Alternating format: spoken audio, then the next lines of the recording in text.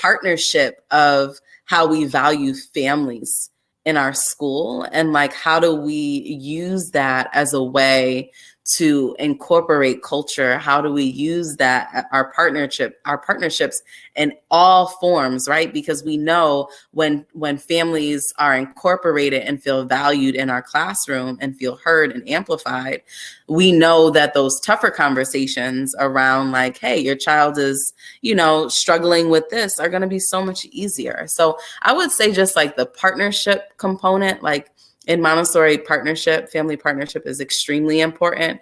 The independence of children, like even if just like, if you're going outside, making sure that they're buttoning up themselves, like that independence, just small, very small things.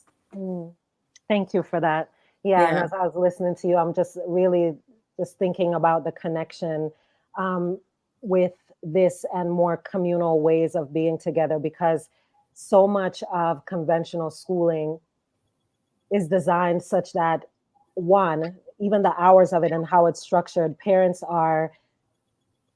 there's a decision that parents need to be involved, but the level of involvement is completely restricted by how people actually listen, the structure of that. So I love that you're talking about the uniqueness of what it needs to be for your community. It sounds like you're saying, whatever you need it to be, you got to be willing to be involved to create that, which is how relationships work. That's how partnership works. Absolutely. So I've shifted my thinking around engagement. Like, I'm not engaging anyone. I'm not engaging a parent. I am truly trying to create intentional partnerships. And also, like, with partnerships, conflict is going to come up and we need to be okay with that. You know what I'm saying? Like having that healthy relationship. Yeah. And that's a part of the schoolish problem. Like we look at conflict as a thing to resolve. We look at conflict as someone has lost control, and that's bad. It's embarrassing. It's a mistake. All of these things that now bleed over into all of our other relationships. And that's how we learn to vilify and weaponize our feelings and other people's feelings.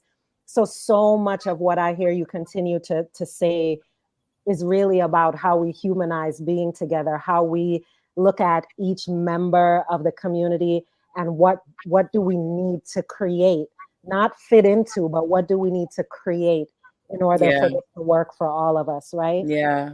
And the word that you're using, humanize, I had a conversation with Corin Clark and Miss T around African-centered education on my Instagram.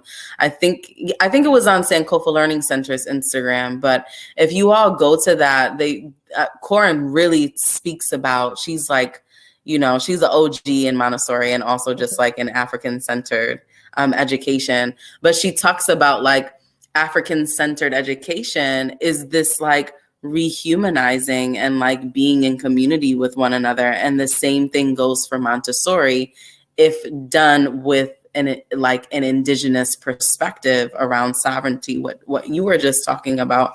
And they go hand in hand. It's really about that ethos of humanizing and rehumanizing each other into a space of liberation. So beautiful.